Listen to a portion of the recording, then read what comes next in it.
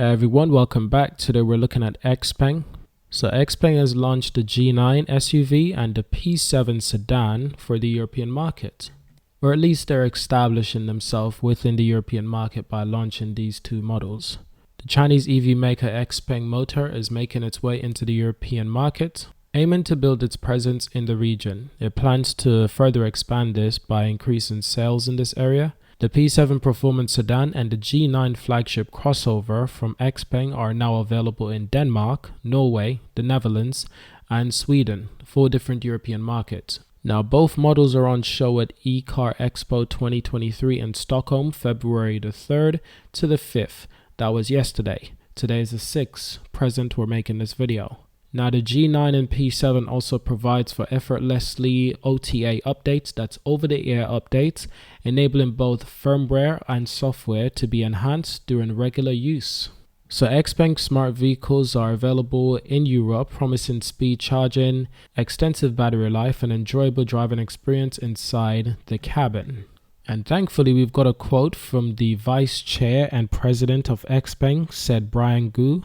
And I quote, Xpeng G9 and the P7 brings a combination of superior styling, quality, performance, and comfort, exemplifying our market-leading technology and innovation. Today also represents a significant milestone as we could build our presence in the European market. We believe both vehicles deliver a new level of sophistication and people-first mobility experience and will be the electric vehicle of choice for many European customers. End quote. Now, additionally, the G9 is equipped with Xpeng's latest powertrain system, battery technology, and ADAS, as well as particular comfortable and immersive cabin experience. Furthermore, the new P7, an enhanced version of the original P7, unites its signature sports sedan shape with improved range and rapid charging, as well as a brand new smart cabin.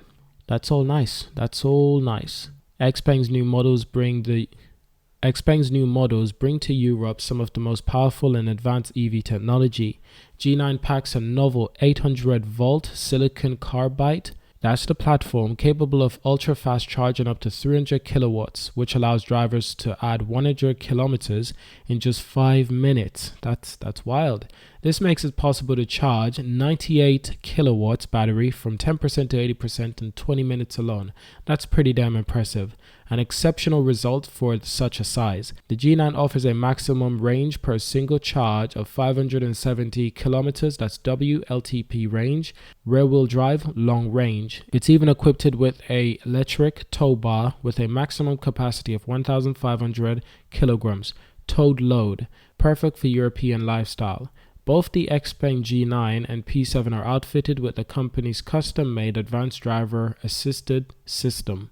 This is also known as Xpilot. Now, this system provides an array of automotive features for safety, control, parking requirements, utilizing 29 sensors such as high-definition millimeter wave radars, ultrasonic sensors, surround view cameras, and high-perception cameras.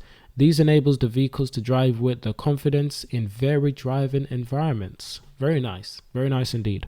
So that is some of the latest news on Xpeng. Quite exciting actually. It's good to see that they're launching out into the European market, as NIO is actively doing as well. And NIO is also bringing their charging system, their battery swap system, to the European market. NIO is also bringing the NIO ET5 to the UK market, and they're planning to bring a secondary vehicle to the European market as well. It's not announced which vehicle this will be, but I am hoping that it's this SUV. That's the NIO EC7 flagship coupe SUV that comes with up to 572 miles of range. Yeah, this vehicle comes well packed, and it's more of a crossover SUV as well. Interior is very luxurious. I'm hoping that they bring this to the European market, but especially the UK market, as that's where I'm living. I would love to test drive this vehicle. As soon as NIO vehicles are allowed in the UK, as soon as they're here, I'm looking to get a test drive as soon as possible. And even more amazing is just to know that with Xpeng launching into Europe, with NIO launching into Europe as well, this just gives us added confidence in knowing they don't just want to establish themselves in the European market, but we all know that the American continent is next up. That's Canada, the United States, Mexico, the Caribbean, Chile, Argentina, all over. So the American continent will be next after the European continent, because they started out in Asia, they're going to Europe, and next up will be the American continent. So slowly but surely, these car brands are establishing themselves. And you can see that, NIO's only recently started establishing themselves in the European market. But as you can see, Xpeng quickly adapted and quickly started establishing themselves in the European market as well, if they want to stay competitive, of course. There's also some additional information on the official Xpeng website, which gives us some more insights into everything they're doing. These are the two vehicles, by the way. This is the sedan. This is the SUV. Very, very nice indeed. Very unique names as well. They shouldn't have any problems with those. But I'm glad they're bringing these vehicles to the European market. I think the European market is in need of these competitive EV brands. European customers, they tend to buy vehicles that have more guarantee and long-term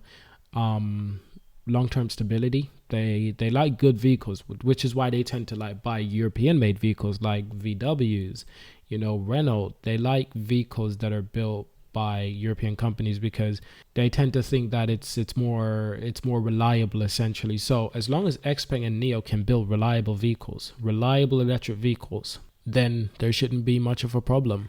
And this is a Chinese brand, by the way. It's important to understand that Xpeng is a Chinese brand and NIO is also a Chinese brand. They're not European. They were created in China.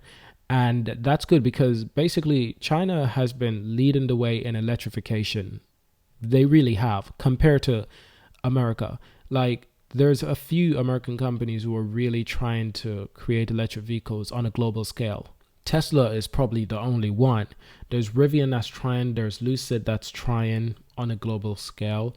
But even Lucid started expanding into Europe, but Rivian isn't expanding into Europe yet. Who's really leading the way on electrification? And electrification is not being led by the European market either. It's being led by the Chinese EV market. That's something important to keep in mind. So these brands, they are Chinese, and now we're seeing them branch out into Europe for good reasons. And I don't really talk about Xpeng enough, to be honest. I don't talk about them enough. But I certainly want to talk about them more. This is the P7. This is the P5, a smaller sedan. This is a SUV coupe, I believe. This is a flagship SUV, the big boy. This is a flagship SUV. This is the big one at the top. This is the one that's going to get the most attention. Probably going to be one of the more expensive models as well. Keep that in mind. Their interior, very unique. So like I was saying, I don't really talk about Xpeng enough, but I will start talking about Xpeng more. Not just Xpeng, but NIO as well, because I'm also publishing almost daily articles on the Monument website. By the way, link is in the description. Subscribe to our newsletter and check out Monument as well. We're publishing articles almost daily, and that's probably one of the best ways to stay updated with everything that we do. Now, before we close out this video, what we can actually have a look at is the price of the Xpeng share. Currently, market cap is 9 billion, and the price per share is $10.50, which really suggests to me that they probably have around 900 million shares in circulating supply. I could be wrong, maybe a billion. I'm right. I'm right. It's 856 million shares in that are outstanding in circulating supply. Well, not in circulating supply. The public float is 590 million, but in all shares, 556 million, which was pretty close. I said between 800 and 900 million shares. That's what I said. So that's pretty good estimation on my behalf.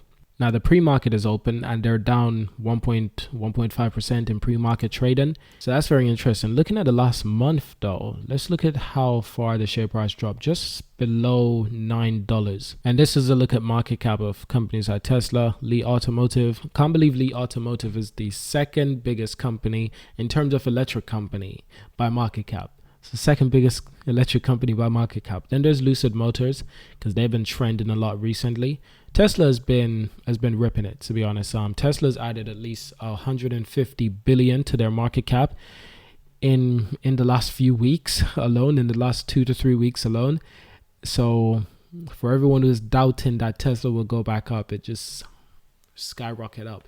Yeah, 600, especially after their earnings of last year. I believe it was like over 70 billion in generated revenue. That's not profit, by the way. That's just generated revenue, but very impressive for a company who just delivered over 1.3 million cars, and they're planning on delivering 5 plus million cars, 10 plus million cars.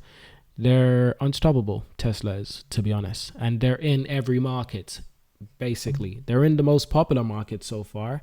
As far as I know, there is a manufacturing facility in Germany, there's one in China, and there's plenty in the American continent, in the USA. Now, will they put a manufacturing plant in Africa? That would make a lot of sense, to be honest. Possibly South Africa. That would make a lot of sense. Also, Elon Musk was born in South Africa. He's a born and bred South African. So that'd be interesting to put a Tesla manufacturing plant on the continent of Africa. That'd be very good as well. Also, that would give them a lot of access to different countries within Africa. There's so many. So that's a market that Tesla will explore in the near future. I'm certain of that. And if they don't, other automakers will capitalize on that, but only time will tell. But that is it for this video. The important thing to keep in mind is that what's really crazy is that Xpeng is the 7th most valuable EV maker in the world. Polestar is the 6th. Polestar is more valuable than Xpeng. That's good.